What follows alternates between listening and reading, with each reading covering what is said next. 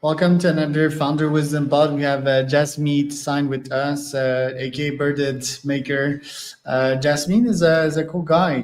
He's a roboticist, a maker, a nerd supreme, a 3D printing expert, cosplayer, biker, dancer, cook, an insatiable reader since 1999, a vegetarian and a Yeah. teetotaler. Serial entrepreneur, I would say, like a startup alchemist slash investor. So, Jasmine, welcome to the pod. Tell us a bit more about yourself. Yeah, thank you. That was a really nice summation of everything I've ever done. And kind of what I continue to do. It's where combining technology and creativity and financial gains and all kinds of stuff together. That's kind of what I do. And Right, I and love you're to do also it. a Thank you for dating coach, right?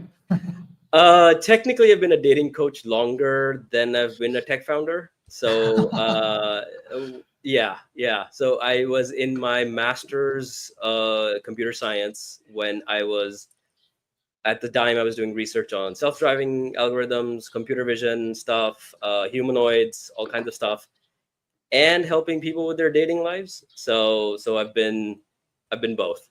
And have you And found the one? yeah, and I became a founder after graduating. So 2012 I graduated my master's, and then after that I think 20 yeah late 2013 is when I started my first company, which was in robotics. Like I said, it's what I do. So by the time I was 25 years old, um, I was building robots and a company that was doing something in robotics and helping people with their marriages and relationships on the side when I had the time. So yeah, so I've been both. It's a fun intersection of like psychology, being able to communicating Sales. well with people, um, and so it kind of lets me do both. Yeah. Right. What's that intersection there? Like, is it creativity? Because I mean, I've used these apps as well before finding my wife. I think that was like 8 years ago, and it was just like sales, right? Like you're pitching someone, and someone accepts your pitch or not, and Yeah. ultimately it converts into a date, and who knows, Yeah. one night stand if you're that way, or long term relationships. So, what was the intersection between this and building startups? Yeah, exactly what you said. So I was in my third year of engineering, and I realized that technically I was super awesome. I was great at what I did. I had super passion for robotics and hardware and all kinds of stuff, and I've had that since I was a kid. But in going through that motion, I realized I had lost a little bit of my social skills. I was very good as a kid, like socially, I was very active. Uh, but going into this passion for robotics, I kind of lost my way, and so I was like, oh, I need to improve. If I'm go, and I had the idea, like I want to start a company at some point in the future, and I was like, oh, how am I going to communicate to other people? How will I hire people? How will I talk to investors if I can't even talk to people who are not in my immediate friend circle? So that kind of got me into that journey of like being a better communicator, um, improving myself in that area. And when I did, I was like, oh, I want to keep going into this aspect of it. I still enjoy talking to different people, experimenting, learning about different people's lives and all sorts of things. And that's not something I want to do professionally. It's something I'll do on my side, on the side, maybe if I have time.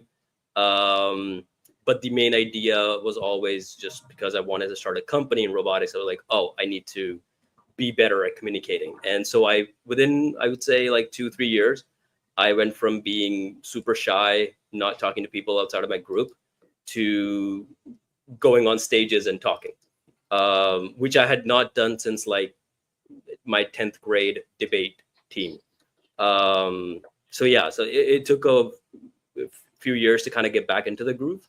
And then I started going out there and, talking on stages, giving lectures, teaching workshops, all sorts of things, um, being in media often. And now it's gotten to a point where I kind of maintain that balance. Right. And who's a good fit for you, like as a life partner? Is it someone that's very intellectual? What kind of boxes do they need to check, and vice versa? everybody has so over the period of 10-12 years of being a dating coach, I've learned everybody has a type. You might not know what that type is, but in your head you're kind of figuring it out. By going out with different people, you're kind of figuring it out. Oh, this is for me, this is not for me. And you're kind of immediately putting people into boxes. I usually try not to put people into boxes because I recognize that. But I know I have a type who's like motivated enough, or is not scared of the amount of ambition that I have, because I apparently it scares a lot of people. And so that's one thing that I I think look for. cosplay is like a nice playground for you. Just show up at a cosplay type of place. I think that's a nice first filter, isn't it? It is a very different crowd though. That crowd is more combining appreciative of the creative technology stuff that I can kind of do with combining art and technology, like my Iron Man suits, my 3D printed parts and different costumes that I make. Um, Even if it's like a tailored costume, there's usually something 3D printed in it. Um, Even with like Deadpool, it's like totally cloth costume, and then there's like a belt buckle that's 3D printed. So I think that community sort of appreciates that, but that's not something I always like look for and like, oh, this is somebody that's my hobby. You don't have to have the same hobby as me, you know. So that's what I look for, like just somebody who's kind of at the same level. But the cosplay community is super fun. I used to teach them as well. I taught a lot of people in that community how 3D printing works. I taught a lot of people how um, you can do different kinds of 3D printing. What's the difference between PLA? What kind of materials to use? What kind of resins to use? For what kind of part you need to have it? And I taught a lot of people electronics as well, Arduino stuff, basic stuff, how to control LEDs, how to control sensors. Not everybody needed to do the high tech stuff that I did with my Iron Man costume, but the basic LED structures and all that kind of stuff. So I did that for years. I think I started cosplaying in 2014, 2015.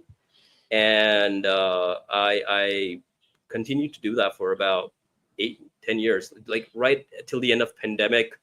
I haven't cosplayed in a couple of years, only because I'm working on a costume and I don't have time to actually work on it. So I have a costume in mind. I just don't know how I'm going to finish it. It's been a while since I've gotten to sit down and just do the sanding of the costume and all that kinds of stuff. But I'll get back into it. And someone that's so multifaceted like you, is it hard to find? Is it hard to find like a one person that you can have a nice fit? Like I'm also somewhat that way, right?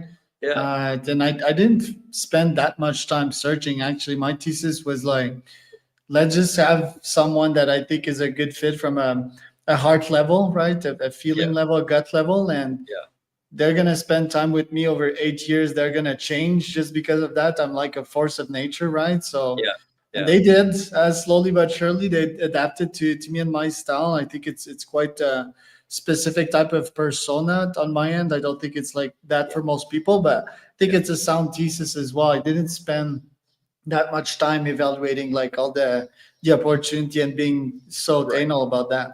Yeah, that's right. But the idea of a good relationship is that the communication lines stay open and the desire to actually be around each other stays open and the curiosity stays open. If you can have those two things, everything else kind of falls into place. Unless you have like major ideology clashes, everything else kind of falls into place. So if those two things, the communication and the curiosity, stay alive, because like you said, people are going to change with you, or with because they're with you half the day, right? The other half is spent at work where they're around very different kind of people. That's going to affect them in a different way. You're around different kinds of people. That's going to affect you in a different way. And then you come together for half a day, because 16 hours of a day, the rest of the time you're probably sleeping. So half that waking hour is spent with other people that are also going to affect them. So if you have to be curious enough to kind of take that into account and be curious about how that is affecting them as a person and kind of take that forward. So communication, curiosity, I think those two things, if they're open, uh, you're likely to have a better relationship for sure. True. Yeah, it doesn't matter what you're like. I tell people to look for certain aspects, like make a list. You've been Once you reach certain age, like late 20s, right? You kind of know what you're looking for. You kind of know what you like, what you don't like. So at that point, make a list of things that you do enjoy. I don't care if it's like superficial. It could be superficial, like, hey, I need a person has a mole on their chin. I don't care. Uh, but if it's a hard limit for you, that is absolutely what you want, put that into the list, right? Once you create a list of like what that person looks like, in terms of what do they have as a career, what do they do, where do they live, what kind of hobbies do they have, and are those hobbies that you want to engage in with them, or do you just want to listen to what they have as a hobby?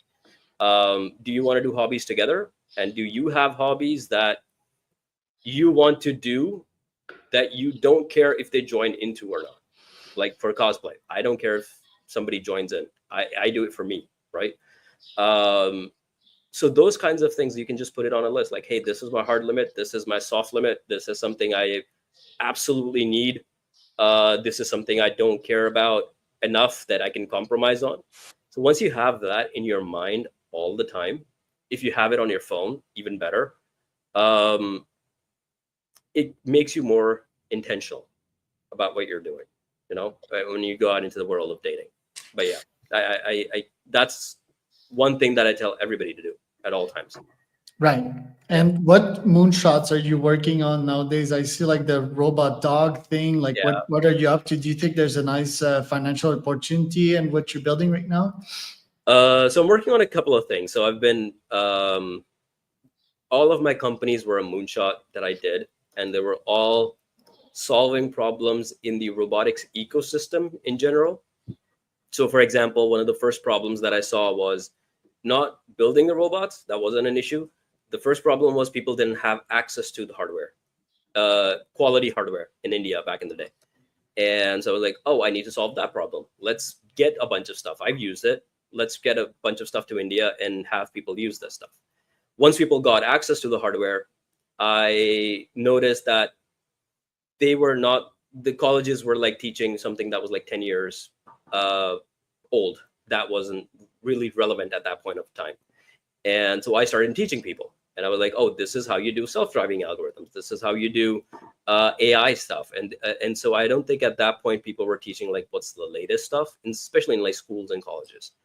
So all of the companies that I built were like solving problems in that ecosystem. And so now the next problem in that ecosystem is funding. And so I'm trying to solve that problem through, I've been heavily investing in that sector for a while now. I think I invested, before I started my own company, my first investment was in like 2 humanoid companies. And whatever was left over from the savings, I used that into my company. Um, so yeah, I've focused more on the investing side, supporting founders and seeing their success and help giving them my connections, my resources, and saying, here you go. These are the people that I trust.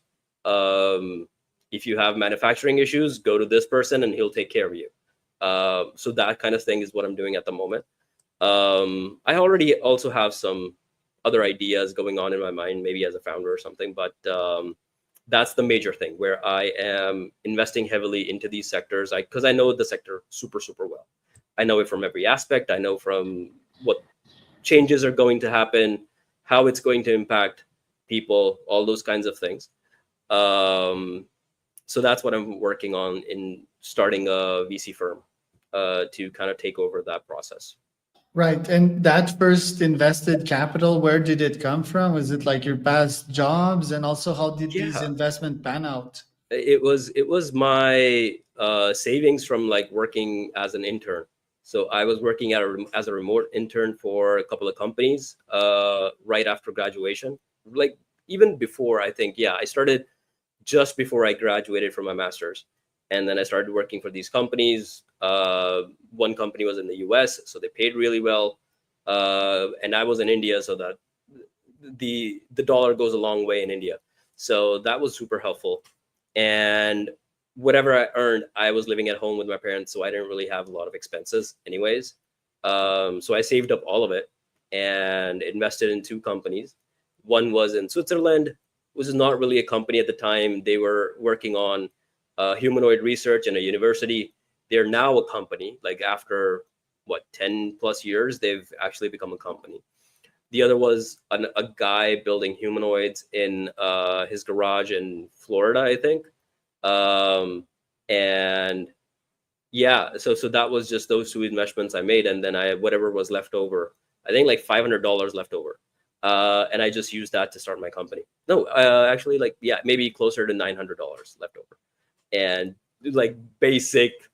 I was like, okay, what am I gonna do with this? Do I get a job at this point? Because I had job offers, coming from computer science masters. I had job offers in like IT. Like I don't want to go into IT. I want to start my own company. I was planning on going for PhD. PhD didn't happen, and after PhD, the plan was always to start a company. So I was like, okay, maybe if I'm not going for PhD, I could just start a company now, um, and just be super super careful about the money and how I'm spending the $900 that I have. So I use that money to kind of start my company. Right. And how do you decide if to start a company or to invest in someone? Like, can't you learn everything and do it 10x faster yourself? Or are there other beastly people out there? I keep my ears and eyes open. I read a lot. I watch a lot of content and I read a lot. And that kind of gives me all different kind of views of what people are thinking. And then I go back to the data, to the actual data of what the data is saying. Is this a perception of a person, or is this an actual data backed thing that they're saying? So I always go back to the data and say, okay, this seems to line up, and if it does line up, I follow or kind of incorporate that knowledge into my own perception of the industry. And then if it doesn't, if it's contradicting the data, I reject it automatically. So I'm a very analytical, data backed person. I'm very conservative when it comes to investing capital, risk taking, but there's a calculated risk essentially that I take. And that calculated risk taking has come from data, from my experiences. Having, I created specific AIs to give me the access to that data that I need to make those decisions. So I built several AI agents and built an AI during the pandemic to kind of help me invest in public markets because I had never done that before. So How when did I that go, go? really well. I got like Surprising. I got 11x on Doge in like 3 days. Oh Uh, man, Doge. during the pandemic, I got 9x on my Nvidia investments over the years, um, and so it went really well for me. Just because I had used algo trading with additional data on top of that, because a lot of the market, if you're investing short term, long term, different strategies, right? If you're doing day trading, which I was doing at the time, or I was monitoring it really closely, I realized that the day trading is not just algorithms; it's also how people are talking about it, what the people perception is, not just the news that comes out, but how people react to that news. What is the sentiment? How people are reacting to that news. Um, so that was something that I incorporated into the algorithm, and it went really well, for me personally. And I tried to make it public, but then I thought, oh, I think I could just keep it private, because if I release it to the public, and the AI makes a fault for somebody that isn't really um, doing the decision making on their own, and they're relying totally on the AI, and the AI makes a mistake, it could be a problem for the AI. Like as a company, it would get backlash. Like I think it's better to keep this, for me, or my kind of personality that kind of isn't totally relying on the AI. You know, so yeah, so that went really well though. And why has the robotic revolution taken so long so far? We've seen Boston Dynamic, but Uh-huh. They seem to be quite slow on the commercialization part and the financial part. It's not like if Elon was running the company. Elon's attempting some things, but probably not as good on the tech side of things as Boston Dynamic is. So why has it taken so long, and what's next? When can we expect like an agentic smart robot in all of our homes and Right. massive value? So there's several problems that exist. I'll start with the first one. The first problem is, can this exist? Right? Does the research allow this to actually be feasible? That's problem number one. Second is, if that problem is solved, second is, uh, do we have the technology to build it? Right? If it's feasible theoretically, can we actually do it practically? So that's problem number two. Third one is, okay, we can build this. The third problem is, is there a market need for it? And for the longest time, robots have been around for like decades now. We've had robots building cars for decades. On the industrial side, it has existed for the longest time, right? So robots have been around. People just don't realize them, or are not super. It's not visible to everybody. So that was problem number three. Like, once you build it, there's a market need. Great. For B2B, that works. But when you try to put it in on the consumer side, the problem is people are not as good with controlling other robots. Industrial robots are built by engineers for engineers, right? When you put a robot in the public environment, you don't know how people are going to react to it, right? So the interface has to be incredibly good. And so AI was the missing piece. The conversation piece, the ability to learn from user behavior was the missing piece for robotics for the longest time. Like, that's why we couldn't have robots in the public spaces, because the AI wasn't good enough. Because accidents can happen if a robot isn't controlled properly. It could hit your TV screen, or it could crush somebody's foot if it's not properly done, because we have smaller robots, bigger robots, all kinds of things. And that was the AI's limitation at the time that caused us to not have that into the thing. Now that we've solved AI, we've solved the user interface problem. The last thing left to do is the public perception problem. Are people ready for it? Are people willing to have it in their homes? I don't, and I've taken the robot dog out in public.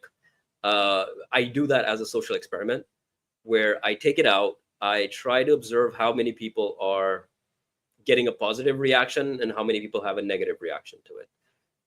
And people do have negative reaction, all because of like movies, all sorts of things. So people do have a dystopian sort of view. So they're not ready to see it in their homes yet. But post-COVID, things have changed in how people work. Things have changed how retail works. Things have changed in how events work. Things have changed in the medical sector and agriculture sector, where we don't have enough people in agriculture, for example, right? We need robots, and people are okay with that application.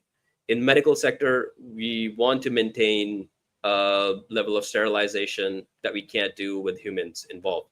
People are open to that. So there are advancements coming into those sectors. In entertainment is one of those things where people want to see something new, and that's going to have an impact. So you'll see a lot of robots, IoT, XR stuff happening in those arenas. And then the last one is retail, restaurant industry, where we don't have enough people, and those are market conditions, geopolitics, kind of minimum wage kind of affecting people's lives, that nobody wants to be in those sectors anymore.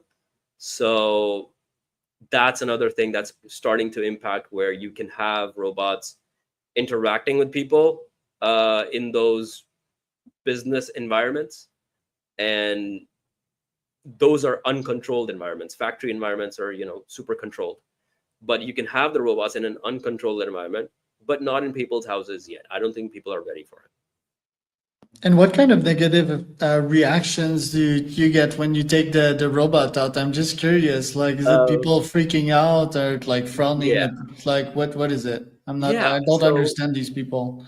So men usually super excited about it. Women are like, "Why do you have it?" And it's kind of, so that's usually the perception. Like, why do you have it?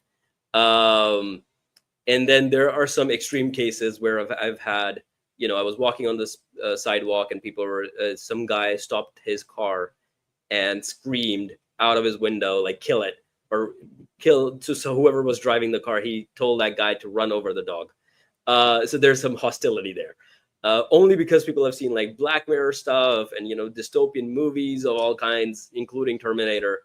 um, He was which probably on the 48-hour Met bender or something. yeah, so people have a little bit of that perception, which is fine, which I get, but also means that if you're a startup founder who is starting in that space and you're creating something for the public, it can't automatically you can't automatically assume that people are going to be excited about it. For example, people who build robots for social robots, like pet robots for old age homes and other things of that nature. Like, why are you building a pet robot dog? We're not right now running out of dogs and cats in the world. They're not going extinct. We could just have It's a because cat. building a biped is way harder. It's a simple reason, right? Yeah, so building a robot pet dog for an elderly person in that environment, that person's not really taking care of that dog. I mean, they're maybe interacting with it, but we're not running out of pets, cats and dogs in general, which are highly more reactive than a robot dog can be at this point. So you really have to wonder about the consumer side when you're going into that space. Otherwise, it takes years. You could survive as a company to in that space as a novelty item, uh, but not as a widespread consumer device. You know, um, Right. And so again, for the me, use case is that four legs is easier to build. It's more stable than two legs, and that thing can carry. It's probably not a sure, family animal, or at least it can be for a rich family to have fun and see that thing and see how it reacts. But it may have some utility. So, what's the use case for your robotic dog? yeah. So you can have butler robots. You can have all sorts of things. My robot dog, for example, I put a basket on top of it and I take it grocery shopping with me, and it carries all the heavy stuff. It can lift about 20 pounds easily, and if I ever need Nice. to do that, I do that. If I want to, I can also attach a cart on its back, and it will continue to, pull that cart, which is it can handle even more weight in that. If I do that, so it can be a great application for somebody who's allergic to dogs, and needs a guide dog, for example. Maybe they're Okay. Yeah. losing sight or something. I've had old people come up to me and say, "Oh, can this navigate autonomously into the world and kind of help me in that way? Because I'm kind of losing my eyesight at this moment in time, and I'm kind of allergic to dogs, or I don't want to have to take the care of a dog, and I can't because I'm losing my sight, and I live alone." For them, it's great, right? But like I said, it's a very specific kind of niche market that comes into that picture. Humanoids also. If you're building a humanoid, uh, I was a researcher in humanoid, and like I said, I invested in companies, but I didn't realize it at the time. We thought 2020, and this is back in 2012. We thought 2020 was the year that we'll have robots like everywhere. Didn't happen, but humanoids was one of those things that we thought, oh, for sure, this is coming to the public domain. Um, but it's not the case. You can't have a humanoid robot do just one thing. It needs to be able to do multiple things. It needs to be able to learn from you. It needs to be able to learn what your family looks like, who is an intruder, who to take commands from and who not to take commands from. There's like different aspects of this, even if you're putting it in a home. So whereas you don't have like security, or you don't have somebody could hack your humanoid and kind of affect you in a different way. So cybersecurity is also important in that area. So different aspects of this affect different things, and it's possible to tackle those, but it'll still take a little bit while. By the time people are ready, I think we'll have enough technological advancements to get to a point where we can think, oh yeah, we have the solution that you're looking for, essentially. Yeah, just the need. And I think hardware companies are infinitely more complex with supply chain logistics. We've seen the tariffs as of late. So, basic economical reason. If people would bring them in the home, it's if they would be sold at Costco, like, I don't know, $500, maybe $400. And then there would be potentially like more adoption. I don't think people are so worried about hacking, like, and you could bring the human problem, the human psychology problems, like humans can be hacked too, Hmm. like someone can hack your daughter and convert her into a prostitute if you're not like careful about that, and Hmm. who she hangs out with and so forth. But yeah, I think it's like basic economics, right? I think Yeah. that's what's been lacking, and maybe the usefulness of these things and how much do they cost. I do Yeah. think that if we would have like an open AI moment in which like these bots are super cheap, super useful, Mm. I think people would bring them in. Like, who would be that next player that would make that happen? Would that be Tesla's robots? Would it be Boston Dynamics? Would it be one of your moonshots? When would that happen? Why? And who would be the main culprit? Luckily, the hardware cost is always decreasing. It hasn't gone up in a long time, and it's always continuously going down. Pricing is like the last factor. If people see that they have a need for it, people are, and it's a deep seated need, they will obviously buy it at whatever price. When the price goes into the affordable range and everybody can buy it, then it becomes more widely spread and you can more accessible to a lot more people. Um, but even the super rich probably don't have an application for the robot dog in mind unless it's like um, entertainment purposes, right? Um, so it needs to go extend beyond that for people to adopt it. And the pricing, you're right, is obviously a big issue. But it's like the final issue of all the things that I mentioned in the technology and adoption of what it takes. It's like the final step to make it mass accessible, but not the only thing that needs to happen. So pricing wise, I think um, we're in a space where we can get it down because of micro manufacturing, because of rapid prototyping. The manufacturing costs have come substantially down in the last few years. So we can get it to a point where it can be feasible for people to actually have these things. Like my robot dog is like what, $5,000. So if you have $5,000 lying around, you can get them, right? Um, but it's the application that you're going to want to have if you don't Which have would be that. like maintenance, I guess, first, Yeah, like the iRobot that cleans the yeah. floor, and the security as second, I would guess, like something that could Security alert is, you. yeah, cybersecurity is always an issue. Even iRobot had an issue of where was it iRobot or some other vacuum robot company that kind of faced a backlash because it was recording everything on the vacuum and it was sending that recording to the servers, and people didn't want that, obviously. So it needs to keep that data on the absolute edge. It needs to have the AI capability while kind of customizing it. And the problem in that was that we had to send that data to the cloud for processing, for the AI to kind of sit on the cloud and kind of learn from it, and then transmit what it learned to each of the devices. We don't have that problem anymore. The edge compute is kind of improving at this point. Hardware is getting better, smaller every day. So you can now have a better at the edge hardware device that can run AI, kind of customize it to how you work. So that's improving. So I think technology wise, we're ready in the next few years to kind of have a massive change. The only thing is, will people want it? And I think I think when robots come into the public, people get more exposed to it, is when they'll say, oh, maybe it'll be better if I had one at home.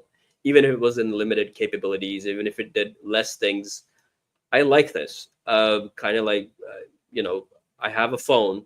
You could have had a normal flip phone in the last 20 years, but you wanted a smartphone because you thought, oh, this lets me be more efficient. This lets me do a lot more things.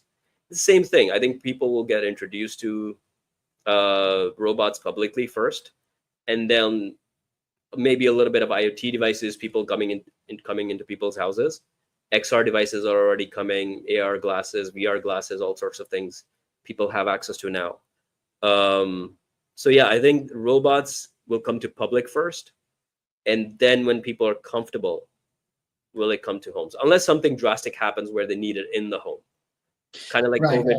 Like COVID happened, everybody wanted to meet, everybody wanted to have in office meetings. We couldn't have them anymore. Zoom took off, all these online platforms kind of took off at that point. um, Telepresence robots kind of vanished, because the whole point of telepresence robots were that somebody was working from home, but most of the people were in the office. That doesn't happen anymore. um, but if there are applications for it, you can still find different ways to bring telepresence into other kind of robots now. So I think public is where you'll see people interacting with robots first, and then hopefully people will have their in their homes. Yeah, could definitely see a bot like cleaning around here and organizing stuff, and so. And what I meant by security is just like them securing my house, for example, when Yeah, I'm not there, taking care of the dogs, throwing the ball around, for example. So yeah, lots of I yeah, that was one of the things that I was working on. One of the last research projects that I was doing in my company was a robot called Robot JJ. It was just the project name that I had for it. Um, the idea, and I did a survey on what will make people buy this more. What kind of demographic will buy the robot actually if it existed today, like a butler robot if it existed today. Security was important to women. Um, you would imagine people want robot to do the kitchen stuff, and most men do. Most men want the robot to handle the kitchen stuff, maybe some of the cleaning stuff and all those kinds of things, individual chores that they don't want to do, while women don't care about that. That's not the top thing that women care about. And this was from my market research that I conducted personally. And what I found was, because women think more communally, women think more about the whole family as a unit, right? Um, what ends up happening is that they are more frustrated about the things that they can't do for themselves because they're worrying about everybody else. So they're okay with, cooking meals as a family unit. They're okay with taking care of the chores, but themselves, and not having the robot do it. But the biggest problem that they have, because they're taking care of all these chores, is that they can't sort their own closets. They don't have enough time to sort out their own closets. So that was one of the big applications. And if you want to sell to the whole family unit, that's who you sell to. You sell to women, right? So you handle problems that they have. Washing machines, dishwashers, they all came in because women needed those things, or the like traditional roles back in the day. Um, Men usually don't care about those kinds of things. We worry about, we buy robots, or we would buy these kinds of robots for like handling, taking away chores that we have in a family unit. So traditional family unit I'm talking about, very right. conservative, or like single nuclear family unit. That's what I found out in those kinds of things. That was what was more important. Security was the top one for women, and then the second one was taking care of their chores so that they can worry about the rest of the things, because they already Yeah, do. it's interesting. Yeah. Yeah, my wife, for example, when we have the house cleaners and the cookers come here, she cleans the house right before it. Try to understand that, right? Yeah. It's like social behaviors. By the way, my mom did the same. Yeah. Before like the cleaners came in, she would clean the house like the day right before. Yeah. And she would like stress out about all the details. Oh, they didn't do this, they didn't do that. So there's like more Yeah. emotions involved in the female side of things. Males is more like very rational Yeah. decisions and time There's saving and cost saving and so forth. So yeah, exactly. thanks for joining us today. Where can Absolutely. people find out more about you, Jasmeet? Uh, Look up Bearded Maker anywhere on the internet @bearded maker. You're very likely to find me. Just Google Bearded Maker and you'll see all of my websites: beardedmaker.ca, beardedmaker.me. All of these are my websites. You can go to anything. And on social media, like I said, @bearded maker, you'll find me and reach out to me on anything. I'm fairly accessible on most things. All right. So that was